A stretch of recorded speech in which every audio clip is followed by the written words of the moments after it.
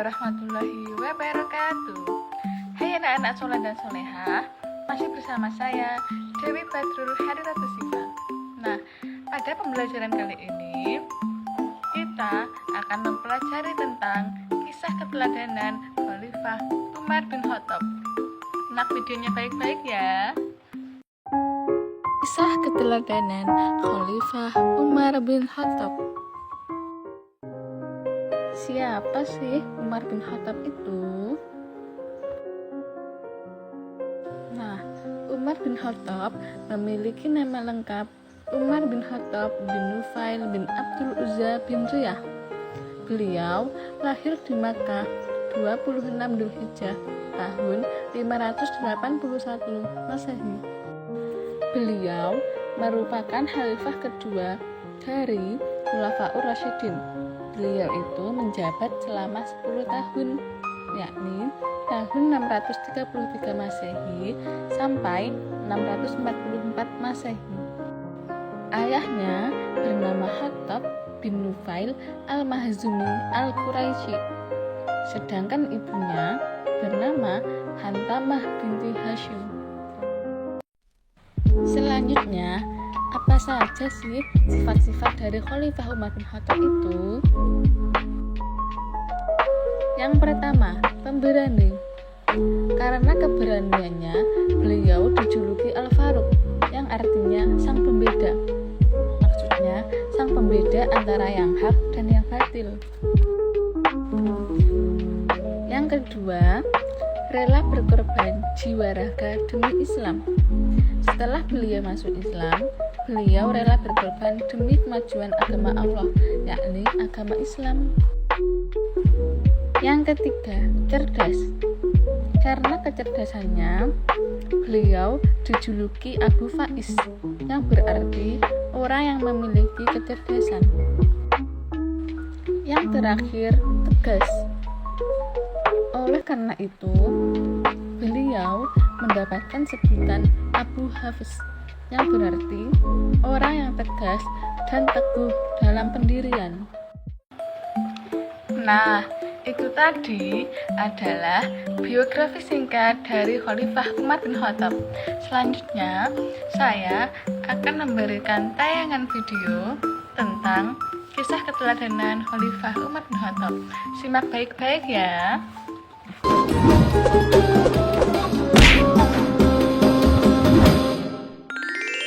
Umar bin Khattab, pemimpin yang bersahaja dan mengagumkan.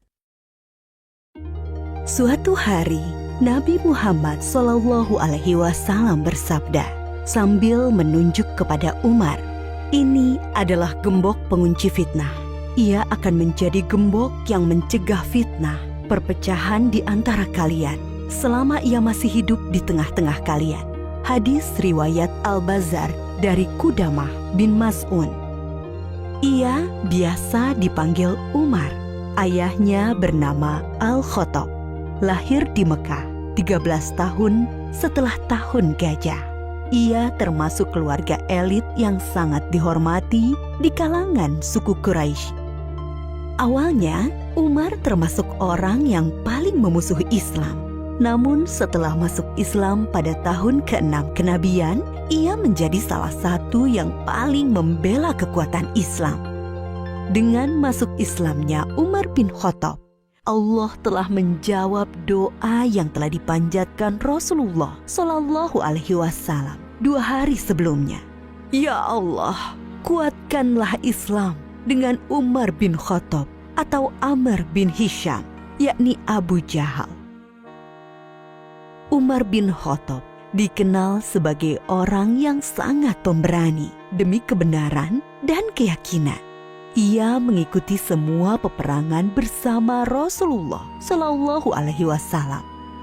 Keberanian Umar tercermin ketika ia mengabarkan keislamannya kepada setiap tokoh Quraisy. Pada saat orang-orang sedang berkumpul di Hijr Ismail dekat Ka'bah, Umar mengabarkan keislamannya kepada mereka. Mereka spontan marah dan mengeroyok sambil memukuli Umar hingga terjadi keributan besar. Ketika Umar akan hijrah, ia membawa busur panah kemudian pergi tawaf mengelilingi Ka'bah 7 kali. Lalu Umar dengan terang-terangan mendatangi kelompok-kelompok orang Quraisy seraya berkata, "Wahai wajah-wajah kusam, barang siapa ingin ibunya kehilangan anak, anaknya menjadi yatim, dan istrinya menjadi janda, temui aku di belakang lembah." Dan tak seorang pun berani mengikutinya. Umar bin Khattab juga dikenal sebagai orang yang sangat lembut hatinya, sangat berhati-hati dalam tindakannya. Abdullah bin Abbas menjawab pertanyaan tentang siapa Umar bin Khattab. Ia laksana burung yang terbang dengan sangat hati-hati. Ia selalu memandang bahwa seluruh jalan yang akan dilalui penuh dengan perangkap dan jebakan yang akan menjauhkannya dari Allah Subhanahu wa Ta'ala. Itulah sebabnya Allah membimbingnya dan banyak memberikan karomah, yaitu hal luar biasa yang hanya diberikan Allah kepada para kekasihnya. Sehingga beberapa kali ucapannya direspon oleh Allah Subhanahu wa Ta'ala. Di kalangan para sahabat dan orang-orang dekatnya, Umar dikenal sebagai sosok pemimpin yang sangat sederhana dan sangat bersahaja. Hal itu tercermin dari pernyataannya ketika ia menolak pemberian para sahabat karibnya berupa budak perempuan untuk membantu tugas-tugas rumah tangganya. Umar berkata, "Tidak pantas Amirul Mukminin memiliki seorang budak perempuan. Itu tidak halal baginya. Sesungguhnya ia adalah harta milik Allah." Tidak ada harta Allah yang halal bagi Umar, selain 2 setel pakaian. Setelan untuk musim dingin dan setelan untuk musim panas. Dan aku tidak pernah memakai pakaian itu untuk berhaji atau umroh. Adapun makananku dan keluargaku sama dengan makanan orang Quraisy, dari kelas yang tidak terlalu kaya dan tidak terlalu miskin. Selebihnya aku hanyalah seorang lelaki dari kaum muslimin. Umar mendidik keluarganya untuk bersahaja. Ketika ia datang ke rumah salah seorang anaknya yang bernama Ashim, Umar melihatnya sedang makan daging. Umar bertanya, "Apa ini?" "Aku ingin sekali makan dengan daging." jawab Ashim. "Apakah setiap makanan yang kau inginkan akan kau makan?" Sergah Umar. Sungguh, seseorang dianggap sebagai pemboros jika ia selalu menuruti apa yang diinginkannya. Imbuh Umar. Bahkan Umar mengharuskan para pejabatnya untuk bersikap sederhana dan bersahaja. Jika Umar mengangkat seorang pejabat negara, ia menuliskan kontrak politik. Isinya sang pejabat tidak boleh hidup di atas standar masyarakat umum, baik kendaraan, pakaian, maupun makanan. Umar memegang jabatan khalifah, yaitu pemimpin tertinggi umat Islam, berdasarkan wasiat dari Abu Bakar Asy-Syiddiq pada tahun 13 Hijriah.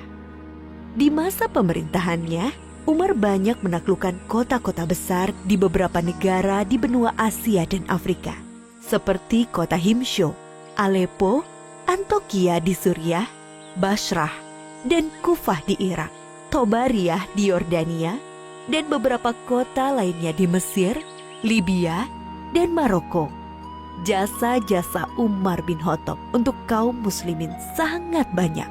Ia telah menetapkan dan menuliskan penanggalan Islam yang kita kenal sekarang dengan penanggalan Hijriah. Ia juga yang mendirikan Baitul Mal, yaitu lembaga tempat pengumpulan dana-dana kas negara. Umar membangun kota-kota besar seperti Kufah, Basrah, Jazirah, Syam, Mausil, dan mengangkat para hakim di sana, serta melengkapinya dengan kantor-kantor administrasi. Umar bin Khattab juga dikenal sebagai pribadi yang sangat adil dan teliti, sangat takut melakukan kezoliman sekecil apapun. Umar pernah mengatakan, "Sesungguhnya aku menempatkan diriku terhadap harta milik Allah, harta Baitul Mal, laksana posisi wali anak yatim terhadap harta anak yatim. Sejauh kemampuanku, aku akan menahan diri dari memakan harta milik Allah. Namun jika aku sangat membutuhkannya, aku akan memakannya dengan cara yang patut. Jika aku sudah mampu, aku akan bayarkan kembali apa yang aku makan itu." Bahkan ketika ia sakit dan hendak menyampaikan khutbahnya, para hadirin mengabarkan bahwa obat dari sakitnya itu adalah madu yang ada di Baitul Mal. Umar berkata, Kalau kalian mengizinkanku untuk mengambilnya, akan aku ambil. Kalau tidak, maka kunyatakan benda itu haram untukku. Umar bin Khattab adalah pemimpin yang sangat sayang dan peduli dengan rakyat yang dipimpinnya. Seperti biasanya, Umar keluar malam untuk melihat keadaan rakyatnya. Di tengah perjalanan, ia mendengar suara seorang wanita yang melantunkan bait syair kerinduan kepada suaminya yang bertugas jihad di jalan Allah. Lalu ia bergegas pulang dan meminta pendapat putrinya, Hafsah. Seberapa lama seorang wanita sanggup menahan kerinduan terhadap suami? Setelah mendapat jawaban dari Hafsah, ia segera menulis surat kepada para panglima yang bertugas di medan perang untuk memulangkan para pasukan mujahidin ke rumahnya setelah bertugas selama 4 bulan. Umar bin Khattab meninggal pada tahun 23 Hijriah. Ketika hendak memimpin sholat subuh, ia ditikam oleh seorang budak majusi dari Persia yang merasa diperlakukan tidak adil dan dendam dengan Umar. Ia bernama Abu Lu'lu'ah. Menjelang ajalnya tiba, Umar berkata, Ketahuilah, sesungguhnya aku ingin keluar dari dunia ini dengan timbangan yang seimbang. Tidak terlalu memberatkanku dan juga tidak terlalu meringankanku. Ia melanjutkan, Andaikan aku memiliki emas sebesar bumi, niscaya akan kupakai sebagai tebusan kengerian perjalanan yang akan kuhadapi.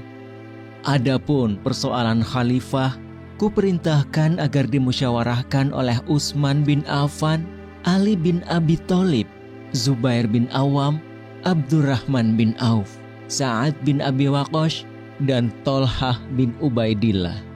yang akhirnya mengerucut kepada terpilihnya Utsman bin Affan. Umar juga memerintahkan putranya yang bernama Abdullah untuk memeriksa hutang-hutangnya dan berpesan, Kalau kekayaan harta keluarga Umar cukup untuk membayarnya, maka bayarlah dari harta mereka.